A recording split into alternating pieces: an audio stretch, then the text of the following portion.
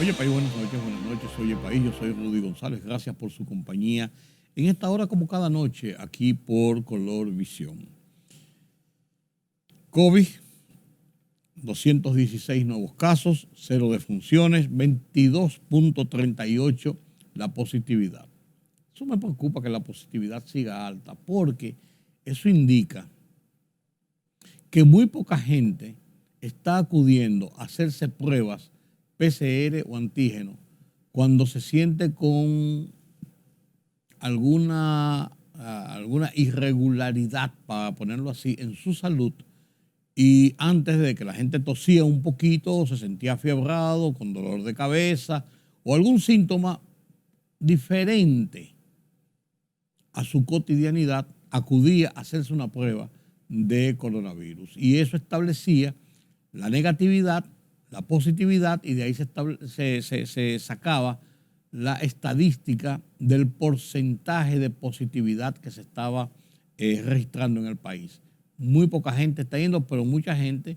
Sigo conociendo casos de personas que, aunque dice la estadística 216 positivos solamente en las últimas 24 horas, de mucha gente o de gente conocida que está siendo afectado por el coronavirus. En una proporción un poco menor, pero sigue afectando. Bueno, la Oficina Mundial de la Salud, la OMS, dijo en un informe la semana pasada que en los primeros 7 meses del año se habían registrado en el mundo poco más de 1 millón de muertos nuevos en relación a el coronavirus. Más de 1 millón, o sea, estamos todavía en un periodo mundial donde el virus, el coronavirus, el COVID-19, como usted quiera llamarle, no ha desaparecido, está latente, claro, ya con más controles, ya con más el tema de las vacunas, con nuevos medicamentos, con la gente conociendo las reacciones que le produce el COVID, teniendo más precisión de saber si puede estar infectado o no, pero al mismo tiempo mucha gente rechazando ya el uso de las restricciones de mantener evitar la concentración de gentes, usar las mascarillas, el lavado de manos, el uso de alcohol, de manitas limpias, de todo este tipo de cosas que se hace necesario para evitar los contagios. Yo estuve en un centro médico la semana pasada y ahí ya eso de que habían 3 asientos, usted se puede sentar en uno y el medio se quedaba, y eso pasó a la historia. Estuve en el fin de semana en una iglesia exactamente lo mismo, todo el mundo ya se sienta junto, eso es como caña para el ingenio. Esas medidas de prevención se han ido perdiendo. Usted entra a un ascensor en una plaza pública, exactamente lo mismo. Los restaurantes ya pegaron las mesas para que entre más gente, para tener mayor cantidad de público. Ya los distanciamientos se han olvidado. Y el uso de la mascarilla, a veces yo ando con mi mascarilla para arriba y para abajo, cuando hay gente que me ve con la mascarilla puesta, me mira como un ser raro. Y yo, feliz y contento, yo sigo usando mi mascarilla. Que eso no me exime de tener la posibilidad de un contagio, no necesariamente, pero reduzco las posibilidades. Yo creo en eso y eso lo mantengo.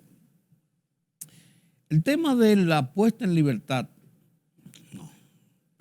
de la variación de la medida de coerción, de salir de la cárcel hacia la casa como arresto domiciliario, que benefició al hermano del presidente Danilo Medina, Alexis Medina, y a Fernando Rosa, de quien se ha hablado que está enfermo, que no está bien de salud, quien era el director del FOMPER, provocó una reacción amarga de parte del PECA, del director del PECA, de Wilson Camacho, al decir que eso manda una mala señal, que no es bueno eso, de que se aflojen las medidas de coerción en un caso que está en progreso. Pero dijo una cosa además, y es lo que yo veo más interesante, y es que dice Camacho que los tribunales dominicanos, el sistema judicial dominicano, no está preparado, no está diseñado para un caso complejo que revista de tiempo, de posibilidades, de estructuras para poder conformar un caso fuerte cuando es un caso que tiene muchas aristas, que tiene muchas personas implicadas, que tiene muchas conexiones. Y esto es preocupante para la parte del Ministerio Público de Lucha contra la Corrupción, porque la generalidad de los casos de corrupción son complejos por los entramados y las complicidades y las adhesiones y de todo lo que hay. También pasa con casos como, por ejemplo, este caso de Santiago, con el tráfico de drogas, el lavado de activos, y hay otro caso con el tema de las armas. O sea, hay casos que son complejos realmente. Por ejemplo, este caso de la trata de blancas, con el de las muchachas colombianas y venezolanas, los centros de sitios donde estaban recluidas, ofreciendo favores sexuales, para ponerlo de una forma, prostitución, a cambio de dinero. Bueno, la prostitución es sexo a cambio de dinero. Son casos complejos. Y entonces la autoridad, en este caso el doctor Camacho, se quejaba de que los tribunales no están preparados para ello. Y los casos de corrupción son casos eminentemente complejos, como este mismo caso de ahora que se ha destapado, que no está todavía judicializado, no está depositado un expediente en los tribunales y que tiene como cabeza el exministro de Hacienda, Donald Guerrero. Es un caso evidentemente que se ve complejo, como el mismo caso Medusa. El mismo caso Medusa, que es un entramado muy grande de muchas cosas, incluso no solamente de una acción, de una operación, sino de varias cosas. Y entonces en estos casos hay mucha gente y empresas implicadas, lo que complejiza poder establecer todas las vinculaciones y todos los patrones y todas las acciones y todas las conexiones para poder establecer un caso. Además de que es una multitud de personas y de abogados y de empresas y de todo esto, esto complejiza el caso. Entonces, esta puesta en libertad de Alexis Medina, que ha servido como ejemplo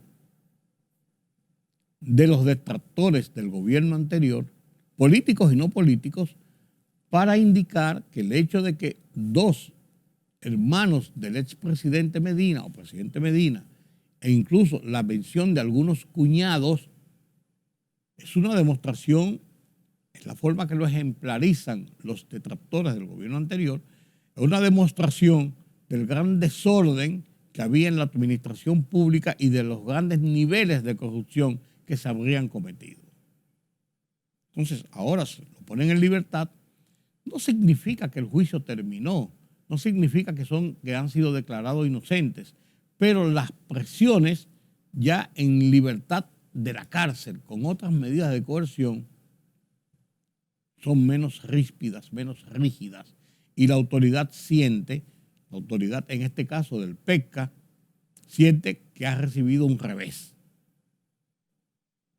porque ellos han defendido con uñas y dientes la necesidad de que esta gente guarde prisión como una forma de ellos poder tener el control del proceso sin que pudiese haber algún tipo de contaminación, intervención, porque el caso de la fuga, en la mayoría de estas personas que están implicadas en estos casos, no es el leitmotiv. Esas personas no tienen vocación de fuga.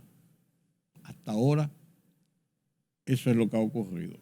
Con excepción del señor Cano, que está en España, que se fue antes de y que no ha podido ser extraditado, según la autoridad, todos los demás implicados han estado en República Dominicana y han estado, los que están en libertad, acudiendo, en libertad de la cárcel, pero con medida de coerción, acudiendo a los procesos y a los llamados para interrogatorios y todo esto, porque está en un proceso de investigación todavía hasta que se radique el expediente en un tribunal de fondo.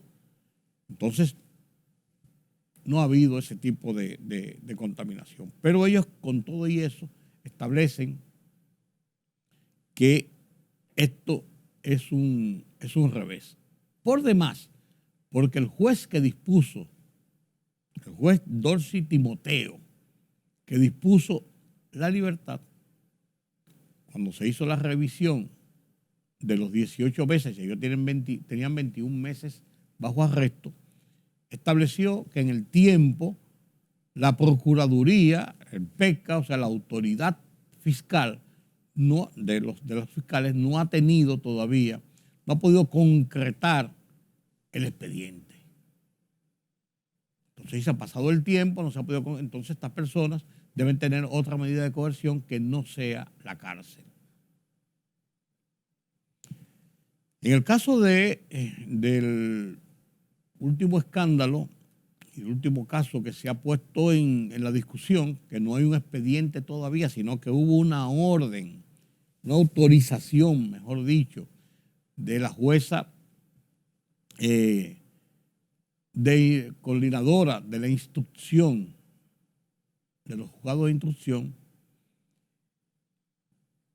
para que organismos del Estado, como la Superintendencia de Bancos, la DGI, Compras y Contrataciones, ONAPI, instituciones que tienen que ver con la conformación de empresas, con el manejo de operaciones bancarias, den a la autoridad judicial, al PECA en este caso, los detalles de las solicitudes de movimientos de cuenta, de compañías que fueron registradas, de operaciones en ¿cómo se llama? En licitaciones, en todo esto, para que el PECA, la autoridad, pueda conformar su expediente y solicitar coerción posible en un juzgado de atención de la pena. Se ha dicho que es un expediente, no es un expediente, pero al filtrarse esto ha llegado en todos los medios posibles a decir, a indicar, a presumir que ese es el camino y que eso va a terminar en esa situación.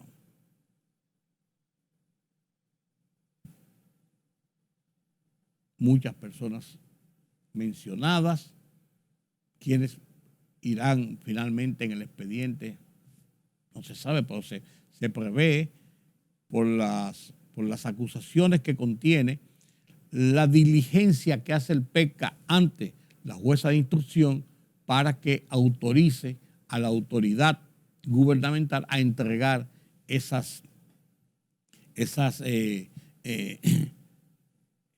documentos que ellos requieren. Mucho morbo en todo esto. Da la impresión, yo creo que es así, de que no fue la Procuraduría, de que no fue la autoridad judicial como tal, como ente, que filtró ese documento, porque el documento es un documento de manejo privado, confidencial, está en la fase secreta del proceso de investigación inicial, porque no se está conformando todavía un expediente. ¿Cómo se filtró? Hay muchas versiones en las calles de cómo se filtró, de quién o quiénes pudieron haberlo filtrado. Y esto ha sido el motivo de todo el escándalo, de toda la discusión, de todos los comentarios del sábado hacia acá, hacia la fecha, sobre estos casos de corrupción. Y yo creo que va a ser el motivo de comentarios a lo largo de esta semana y posiblemente después, cuando se erradique, que no lo veo lejos, las órdenes de coerción y de colocación ante un juez de atención de la pena para que conozca de posibles medidas de coerción e inicie el proceso de judicialización del expediente, del caso.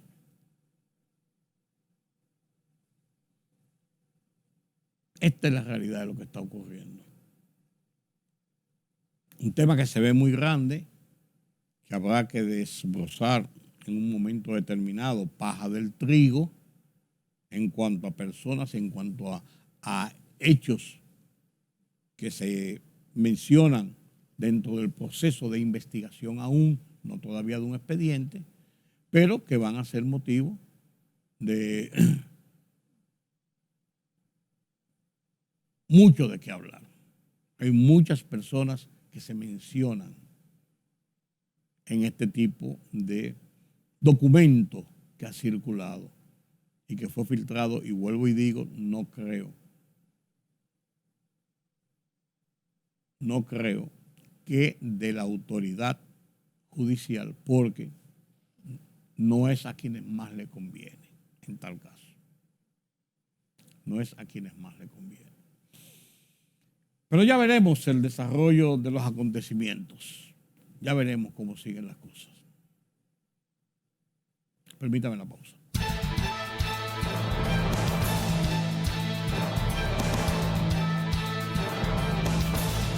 El Ministerio de Salud Pública notificó 343 nuevos contagios, 66 menos que los 409 registrados en la víspera, sin ninguna defunción por esa causa. El total de muertos por COVID-19 en el país se mantiene en 4.384, el 24.61% de los cuales era hipertenso y el 15.90% diabético. En un hecho histórico y con el fin de proteger las personas que realicen el trabajo doméstico y en consonancia con el convenio 189 de la Organización Internacional del Trabajo, OIT, y la Ley 87-01, el gobierno dispuso los mecanismos de formalización de las trabajadoras y trabajadores de dicho sector. El director ejecutivo de la Dirección de Alianzas Público-Privada, Sigmund Freud, aclaró que el anuncio del inicio de la licitación para la construcción del primer hotel en Pedernales, de 580 habitaciones de la marca Iberoestar, no significa que la licitación se había previamente asignado, sino que se había llegado a un acuerdo con esas corporaciones internacionales para utilizar sus marcas en hoteles que serían construidos por el Estado Dominicano en la zona. Un equipo de arqueólogos encontró un nuevo yacimiento con los restos de quienes podrían ser los primeros pobladores de la isla de Santo Domingo, según explicó el especialista en metodología arqueológica Adolfo López.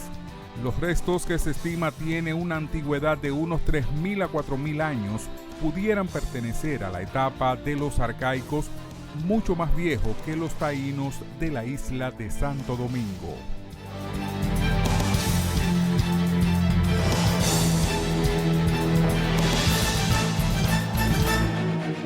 El rumbo de la tarde, plural, objetivo, democrático, la verdad siempre. Con tres verdaderos profesionales del periodismo y la comunicación, Georgie Rodríguez, Juan TH y Rudy González. Los Poderosos.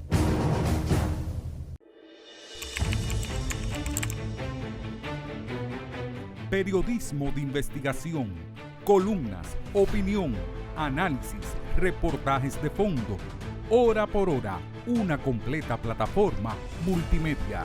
Periodismo con valor. Noticias horaporhora.com.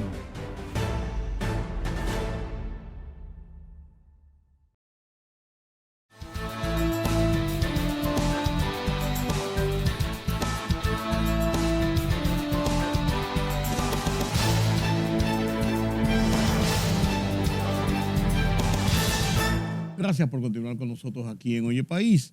El tema de la economía, como cada semana, nuestro analista Carlos Cuello, con lo último, lo más trascendente que se ha estado manejando en la economía nacional y de cara a todo lo que es el concierto internacional. Esta semana, el Banco Central dio su informe sobre los primeros 7 meses del año, en lo que se refleja un crecimiento de la economía. Crecimiento Yo no sé si dentro de lo que se había proyectado, eso lo analizará y verá las consecuencias don Carlos Cuello a continuación. Muy buenas noches, ¿cómo Buenas está noches, usted? don Carlos, gracias. Gracias por acompañarnos de nuevo y darnos luz al final de este túnel oscuro. Aquí estamos. Es difícil dar luz ahora. Bueno, hay apagones, pero ni modo. Pero bueno, sí, efectivamente el Banco Central, utilizando un indicador de corto plazo, que ya lo ha venido utilizando en los últimos 10 años, sistemáticamente, se llama el IMAE, Índice Mensual de la Actividad Económica, nos ofreció el dato de que para el mes de julio la economía creció a un 4.7. Los meses marzo, abril y mayo habían crecido en torno a por debajo de un 5. Sí. 4.7, 4.8. 4.8. Junio fue que creció Sí. alrededor de un 6. Sí. Rompió la media. Y ahí viene el equilibrio. Cuando Exacto. se saca el promedio. De todos modos, sí hay que notar algo. Desde el mes de noviembre, cuando comenzó, bueno, a lo largo de este año, la economía se ha venido desacelerando. Claro. En el año 2021 crecimos a una tasa espectacular, fruto de la recuperación. Pero si se observa el crecimiento comparado con el 2019, se mantiene en torno a un 4.7. Sí. O sea que, de todos modos, el Banco Central acumulado para enero-julio reporta una tasa de crecimiento de un 5.5%. O sea, para ese periodo de los 7 meses que van de enero a julio. Que es más o menos dentro de lo que se había proyectado, ¿verdad? Está dentro de lo proyectado, creo que es un 5, 5.3, bueno, o sea, entre 5 y 5.5, ¿no? Y no tanto por el Banco Central, sino también por los organismos internacionales. Principalmente por los organismos. Y se estima que se podría lograr ese nivel de crecimiento, con lo cual estaríamos registrando un buen desempeño y estaríamos creciendo en torno a lo que es el crecimiento potencial y la tasa media de crecimiento en el largo mediano plazo para la economía eso dominicana. es más o menos una media de lo que ha sido el crecimiento de República Dominicana prepandemia. Sí, pero te digo, 5 punto algo, 6. en el largo plazo, un momentico, pero es más o menos el nivel. Continuo. Sí. Se ha mantenido ese crecimiento. Obviamente la pandemia. Hay que pandemia sacar la parte. Pero aún así la recuperación, que fue muy buena, por encima de un 12%, claro, permite ya prácticamente, digamos que ubicarnos lo que hace esa tasa media de crecimiento. Hay que destacar aquí que los hoteles, bares y restaurantes, valga decir turismo, registró la tasa más alta de crecimiento de todos los sectores con un 32.9%, casi un 33%. Salud, un 11.4%, zona franca un 7.2%, manufactura local 4.3%, la construcción 1.9%. La construcción ahora no está en su mejor momento, con las tasas al alza y los costos de los materiales también al alza, ¿no? Los servicios, 7.6% en conjunto, los diferentes servicios. Pero aquí hay que destacar el comercio con un 6.3% y transporte con un 7.3%. Otros servicios crecieron casi un 10%. Los servicios representan más del 60%, lo que es el PBI de la economía dominicana.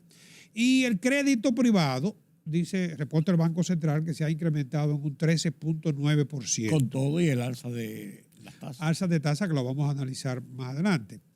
Las exportaciones para el mes de julio fueron de 1.186.7 millones de dólares y acumulan enero-julio las exportaciones dominicanas unos 8.192.2 millones en 7 meses. Sí, eso va por encima de los 10 mil millones. De 1.000 millones, la media, ¿sí? Sí, que lo que va a ir es por encima de los 10 mil millones a final de año. No, por encima de los 12. De 12. Porque estamos hablando de 8.2 millones en 7 meses. En 7 meses. Sí. O sea que la media te indica que vamos por encima de los 12. Sí.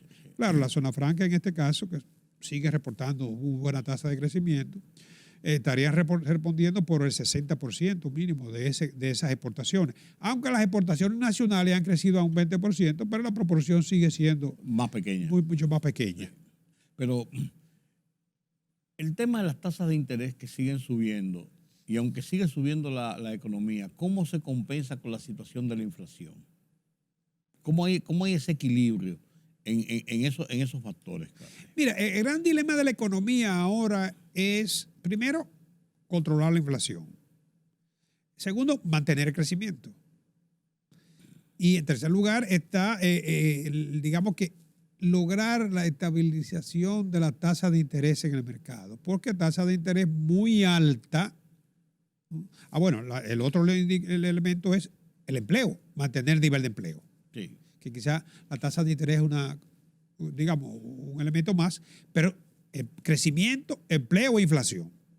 En torno a esas tres variables gira ahora mismo la preocupación de la economía, porque si la inflación sube, el salario se deteriora. Bueno, precisamente la discusión... Y sí, pues las pymes están Claro. planteados en eso que propuso el CONEP. Que fue una sugerencia. Sí, pero una sugerencia que debió ser previamente analizada y que tenía un sentido de que...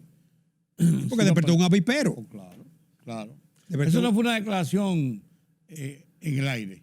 Bueno, despertó un avispero y seguido lo cogieron los sindicatos y el ministro de Trabajo también, que Sí. llamó a la mesa de diálogo. No fue eso lo que se planteó, porque ya hay un reajuste para 2 años. Y si bien ¿Qué es el año que viene? Claro, si bien es cierto que la inflación se ha disparado y que el salario real se ha deteriorado, Claro. pero no solamente aquí, en Europa, No, en Estados Unidos, en todo el mundo. Y eso viene como una teoría de dominó. Y nosotros comentábamos la semana pasada que el riesgo de responder con alzas salariales a la inflación podría llevar a una espiral inflacionaria. No creo que sea el caso nuestro, pero tú no corriges los problemas de inflación aumentando salarios, porque aumenta el salario, aumentan los costos relacionados con la producción y entonces te va a mantener haciendo reajuste salarial, que lo que van a hacer es indexar el salario en el mejor de los escenarios, ¿no? Una cosa, Carlos, las tasas de interés que se han estado registrando a propósito de los aumentos de la tasa de política monetaria del Banco Central, ¿se corresponden una con la otra o ha habido ciertos desajustes en tu visión? Mira, la tasa de interés en nuestro país están digamos, obedecen a lo que son las reglas de mercado. O sea, afortunadamente, tú recuerdas antes que mantuvimos tasa de que frisada del 12%, que surgió la epidemia de financiera, que después nos costó mucho más caro. Pero las tasas de interés aquí están, digamos, se determinan al libre mercado, al igual que la tasa de cambio. Lógicamente, el Banco Central incide. Con ciertos controles. No, y cuando el Banco Central decide liberalizar recursos, o ya sea comprando o vendiendo títulos, pues lógicamente que está aumentando o disminuyendo la oferta monetaria, claro, que es de su exclusiva responsabilidad. Pero en este caso era de esperarse que la tasa de interés iban a subir. Era de esperarse porque la política monetaria expansiva que siguió el Banco Central, ya lo hemos dicho en otras ocasiones, tanto en medio de la pandemia como una forma de evitar el colapso, como después de la pandemia para apoyar la recuperación, fue modificada desde noviembre del año pasado. Ahí cambió a una política restrictiva, por suerte gradualmente, ¿no? Ahora, esa política ha logrado su objeto, ¿no? Su objetivo. Ahora mismo la tasa de interés activa están en un 11.8%. Y posiblemente en este mes, porque eso es a julio, en un 12%. Son los niveles prevalecientes antes de la pandemia, excepto en algunos créditos focalizados, ¿no? Y la pasiva, esto es muy importante, en un 8.1%. La brecha es de un 50%, 4 puntos de 8. Sigue siendo alta la brecha de tasa, quiera, ¿no? Claro, sí, claro. Y probablemente la pasiva no sube con la misma celeridad que suben las activas. Sí, sí. La pasiva, si tú no llamas y reclamas, sí, el banco se hace el chivo loco. O la negocia. O todavía no se ha vencido, en fin. Entonces, hay un dato muy importante que lo revela el Banco Central en la nota del IMAE, y es que de los 215.000 millones que colocó para la pandemia, ya solamente restan 125.000 millones de pesos por recuperar, ¿no? Sí. Pero el otro elemento importante es... Una recuperación muy buena. Claro, con esta política restrictiva lo ha logrado. Pero el otro elemento importante es que si las tasas de interés no han subido más, la tasa activa, obedece a que todavía de eso que el Banco Central no ha recuperado, recuérdate que hubo préstamos con tasa de hasta un 8% entre 3 y 4 años. Y esas tasas se están respetando. Sí. la pyme, algunos préstamos a determinados sectores. Entonces, esas tasas se están respetando. De eso, en ese monto que está todavía por retornar al Banco Central, 125.000 millones, casi la mitad, ahí hay, como te digo, préstamos que no se van a modificar la tasa, porque están entre 3 y 4 años y a tasa máxima de un 8 fue que se concedieron. No, y eso motorizó mucho la economía, claro, lógicamente. Y todavía apoya a determinados sectores que, aunque se han estado recuperando, pero no es verdad que tú vas a recuperar en un año los estragos de la pandemia. En estos renglones, ¿cómo las pymes han reaccionado? ¿Le ha sido positivo? Sí, en la recuperación de la economía. No, pues principalmente te decía en el término de este monto que el Banco Central había liberalizado. Las pymes fueron la mayor beneficiaria. Sí. Y pero les ha resultado, porque a veces cogen los préstamos, cogen el dinero, pero no los reproducen de la forma igual que debe ser. Aparentemente la recuperación ha sido buena porque los niveles de recuperación y las provisiones por cartera morosa, según los resultados que entregó la Superintendencia de Bancos días atrás, se ha mantenido dentro de los niveles anteriores a la pandemia, prácticamente. Ese era uno de los temores que se tenía, que con la facilidad con que se estaban concediendo ciertos financiamientos se pudiese disparar e incluso pudiese presentar problemas para las instituciones financieras por la morosidad. El motivo de mi pregunta. Sí. No, y lógicamente los ha ayudado. Ahora tenemos un tema que es el tema ese mismo de la indexación de los salarios y el tema de este nuevo ingrediente que se ha suscitado con el anuncio, la oferta, la buena voluntad del CONEP, del sector empresarial, de que se hicieran aumentos salariales. Hubo un llamado esta semana para convocar a los integrantes del diálogo tripartito, y no se pudo hacer. Yo no sé si el sector empresarial estaba en disposición de acudir. No acudió. Es que no. No acudió. Porque ellos no pidieron que se convocara. No acudió porque eso generó, Carlos, una suerte de disputa, por así decirlo, porque los trabajadores dijeron inmediatamente, sí, qué bueno, pero en reconsideraciones con declaraciones de los líderes sindicales posteriormente, comenzaban a decir, sí, pero eso tiene que ser sobre la base de que esto no vaya a complicar o no vaya a ser un adelanto o no vaya a entorpecer del aumento que debe realizarse el año próximo. Y que esas negociaciones no pueden ser sobre la base de esta situación que es ligado a los niveles de inflación, entonces no vamos a recibir ningún aumento el año que viene. O sea, cuando ellos entendieron que podía ser no un gancho, pero una suerte de situación que les perjudicara en sus demandas. Pero es evidente que si se hace un reajuste ahora, los niveles de reajuste dentro de 2 años, dentro de un año, el año que viene, deben ser más moderados.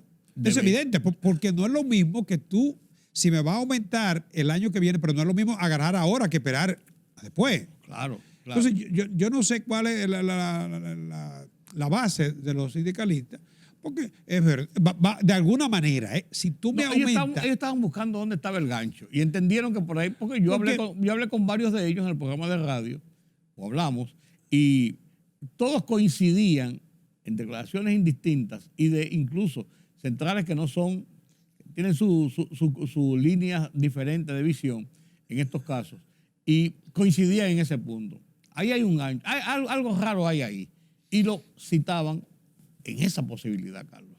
Pero es lógico. Si tú ahora, un trabajador que gana 21, tú lo llevas a 24, le estás aumentando, o qué sé yo, le aumenta el 10% ahora, ¿no? Cuando tú vayas a la mesa de discusión, al final o a mediados del año que viene, pues es lógico que tú vas a partir de una base de salario mínimo que está elevada, espontáneamente. Sí. Entonces tú no vas a ofrecer, si tú ibas a conceder un 15% y ya tú aumentaste un 10%, pues es lógico que va a impactar. No hay manera de que no impacte. Sí, pero ellos lo vieron así. Y aún el que no haga reajuste, ese irá más forzado.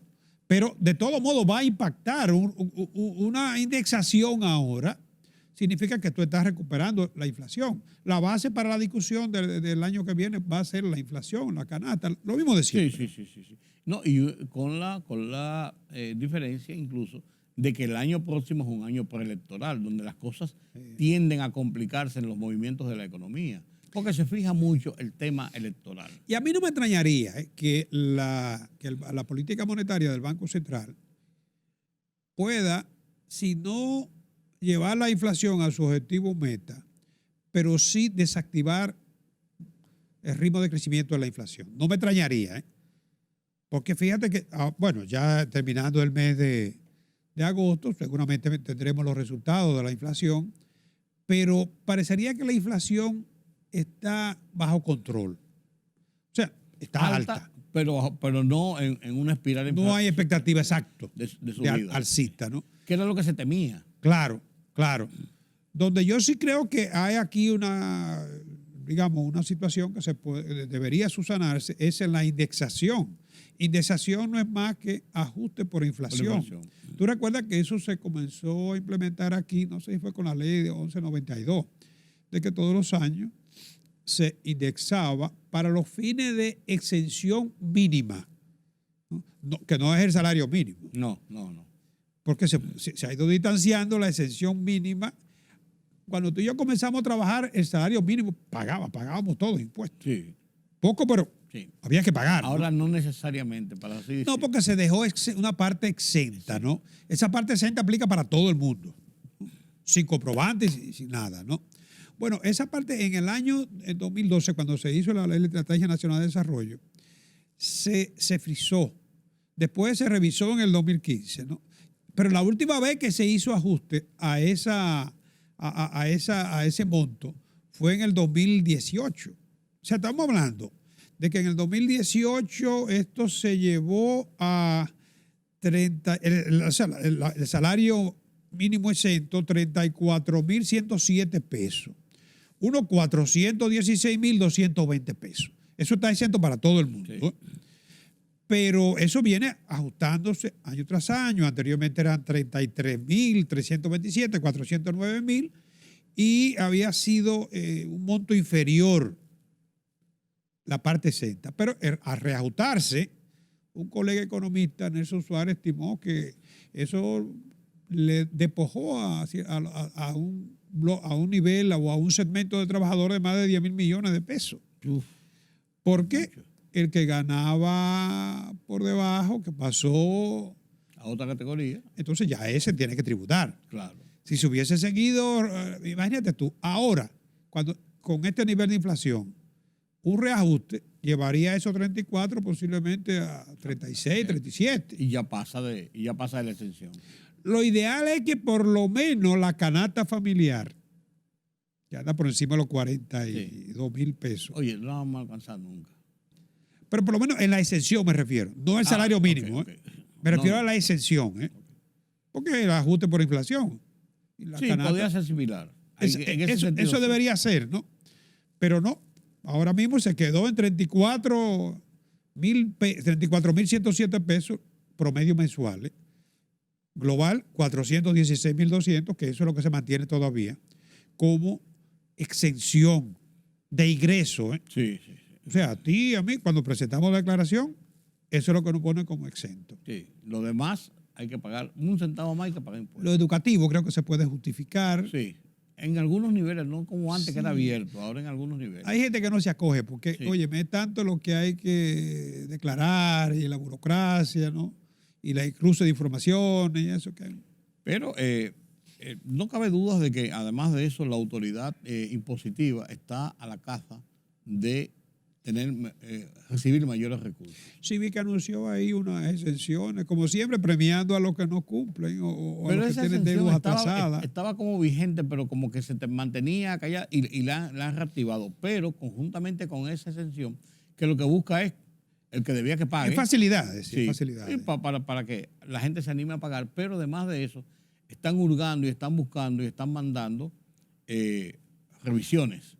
Sí, revisiones condicionadas.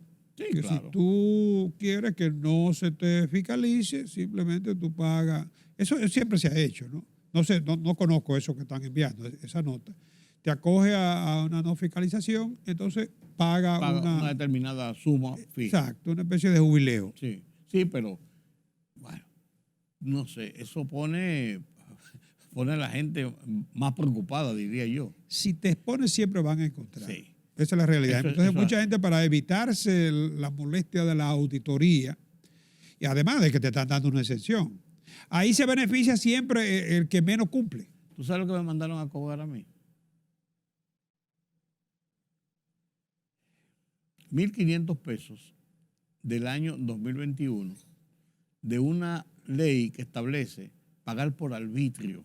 Ah, sí. Pues yo no conocía, yo no sabía eso. Entonces, es que eso liquida automáticamente. Por alguna razón no se pagó y había aumentado incluso ya. Son las empresas. Sí, pues a mí me lo pusieron. Ajá, por la compañía. Por la compañía. Y entonces, 1.500 de arbitrio, y como no se había declarado, yo no se sabía eso, o no, mis contadores no lo sabían, tuvieron que pagar un interés y bola de 350 pesos. Cuando tú vienes a ver, no es una cosa del otro mundo, pero de a 1.500 a 1.500, entre miles de personas que deben haber obviado eso por alguna razón, se hace un buen dinero. Yo hice un cálculo así rápido y dije, si para la placa, la gente que tiene vehículos, se recaudan 3.000 y pico de millones de pesos, y es 1.500 la media de lo que se cobra, los que pagan 3.000 son los menos, 1.500 la media, y cobran 3.000 y pico de millones de pesos, con este cobro se puede meter como 2.000 millones en los bolsillos. Creo que más. Y cuidado. Creo que más, porque inmediatamente tú presentas la declaración de la empresa, IR2 creo que es el formulario, inmediatamente te genera ese recibo de pago, que lo puedes pagar ahí mismo, en línea, con los otros, ¿no? Pero no, y son todas las empresas y las personas que presentan. Te digo, están buscando, lógicamente, recaudar de alguna u otra forma. Lo cual no es malo, lo cual es lo que tiene que hacer el ente recaudador. Sí, pero lamentablemente en el nuevo presupuesto complementario el déficit está aumentando a 3.6%. Sí, eso te iba a decir. Hay un aumento del déficit. ¿Y la deuda no se detiene? No. Lo que te indica, bueno, acaban de someter unos préstamos más para aprobación, 160 millones de dólares o algo así que vi. Pero, ¿a dónde vamos a llegar? Vamos a darle un saludo a Farid. Ya sabes. Ella sabe que con cariño. Sí, ella era la presidenta de la Comisión de Hacienda, pero lo sigue siendo. Yo no sé si para este periodo, como ella. No sé, pero. Voy a renunciar a la vocería, pero. Le tocó. Válido el saludo. Carlos, buenas noches, gracias. Nos vemos el mes que viene. Antes que usted me lo diga, a mí lo estaba acechando. Si Dios quiere, despedimos agosto. Despedimos agosto, sí, señor. En esta semana ya, este jueves es día 1 de septiembre. El 9º mes del año. Se reactiva la actividad educativa. Sí, el 9º mes del año. Sí, señor. Permítame la pausa.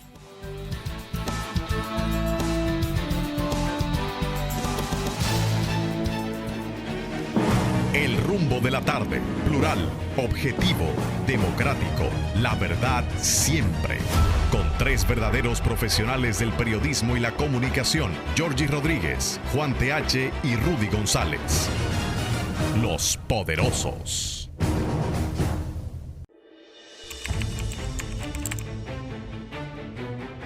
Periodismo de investigación, columnas, opinión, análisis, reportajes de fondo. Hora por hora, una completa plataforma multimedia. Periodismo con valor. Noticias horaporhora.com.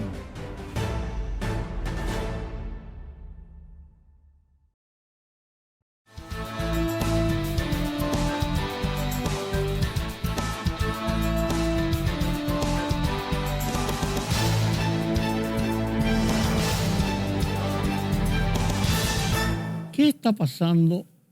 El tema de Haití es un tema, señores, de salto y espanto. Eso va de mal en peor. Y manifestaciones y cosas y documentaciones, y la comunidad internacional sigue durmiendo el sueño eterno. Pero ¿qué está pasando con el tema de la guerra? ¿A dónde nos ha llevado esta situación que ya cumplió 6 meses, tiene más de 6 meses? Lo que pareció y lo que predijeron los rusos sería una cosa rápida, de pocos días, una acción para tomar Ucrania. Y le ha salido muy difícil, le ha salido muy complicado. y ha salido muy complejo, con muchas bajas y con una posición que ha reunido la capacidad de Occidente, Europa, Estados Unidos y otros países para decirle así no son las cosas, compadre. Veamos un resumen de qué está pasando con la guerra a través de las plataformas de la BOA, la Voz de los Estados Unidos de América, Deutsche Welle, RT y otras agencias internacionales. Después venimos con las internacionales que nos presenta Pedro Vargas desde la redacción central de Oye País.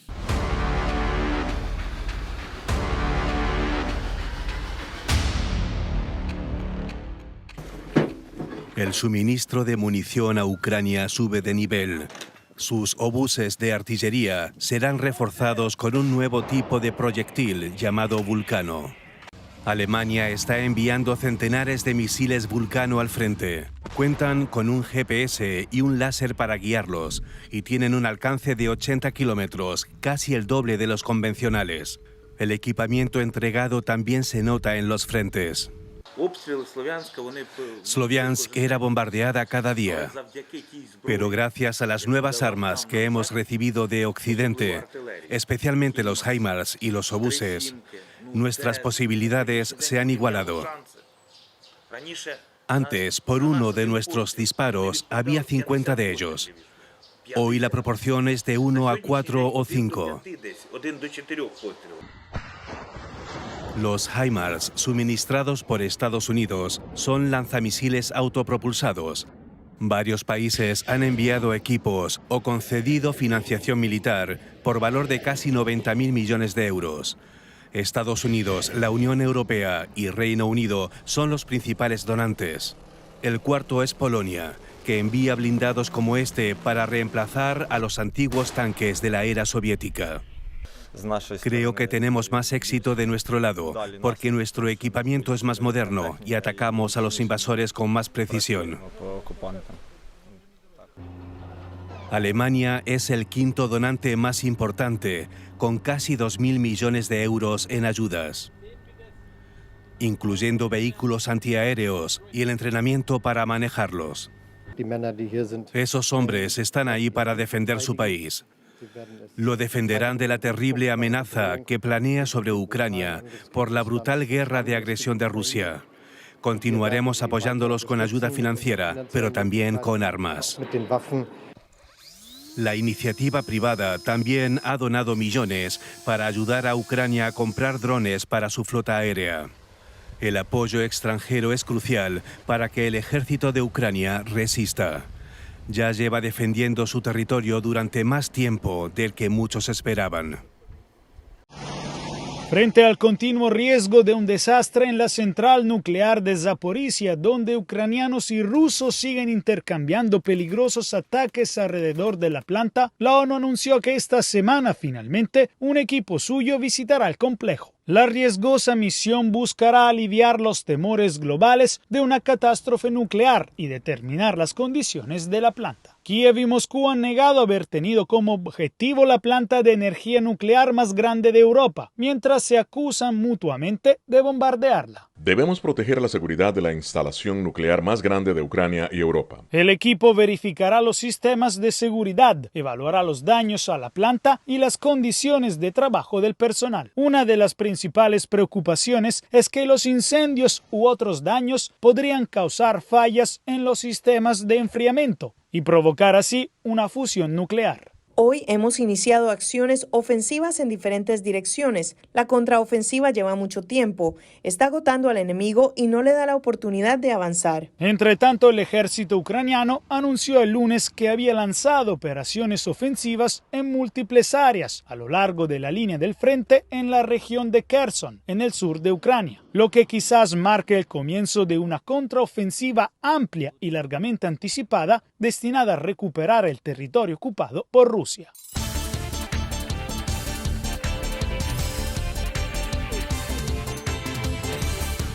Rusia dio comienzo a una semana de ejercicios militares en los que participan fuerzas de China y otros países en una demostración de la creciente cooperación en defensa entre Moscú y Beijing en un momento en que ambos países enfrentan tensiones con Estados Unidos. Las maniobras buscan demostrar que Rusia tiene poderío militar suficiente para realizar ejercicios masivos a pesar de sus acciones militares en Ucrania.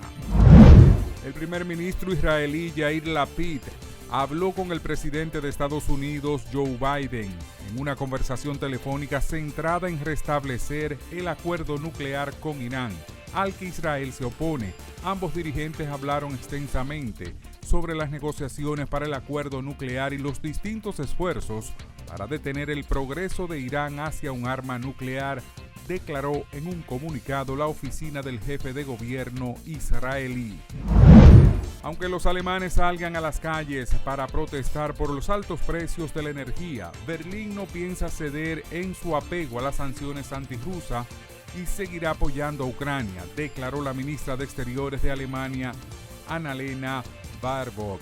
En conferencia en el Forum 2000 en Praga, Annalena Baerbock aseguró que las acciones contra Rusia se mantendrán en vigor también en invierno.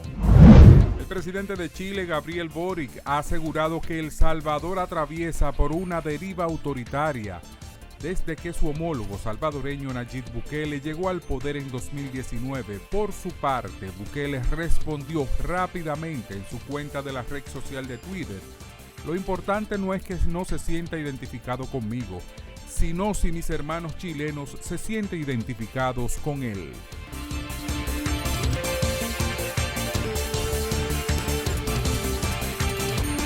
Sí, llegamos al final de esta emisión de Oye País. Gracias por su compañía en esta noche. Los convoco para mañana a esta misma hora aquí en Color Visión para analizar temas de interés nacional e internacional. Yo soy Rudy González. Pasen un feliz resto de la noche. Nos vemos mañana.